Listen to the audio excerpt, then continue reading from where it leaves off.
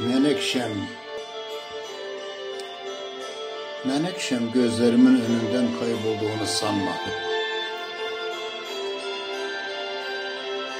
Seni her zaman kalp gözümle görüyorum.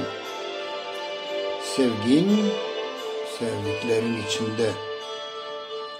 Senin için yaşar, senin için bakar, senin için güler, senin için ağlarım.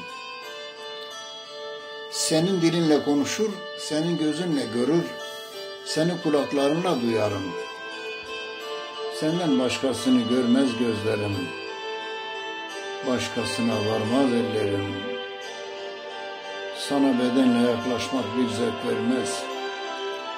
Ben senin içinde, ruhunun ta derinliklerinde olmak isterim. Tek bir beden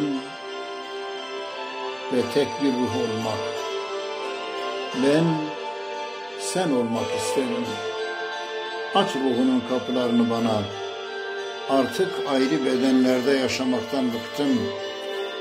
Sensizlikten tükendim. Artık anla beni menekşem. Artık duy beni menekşem.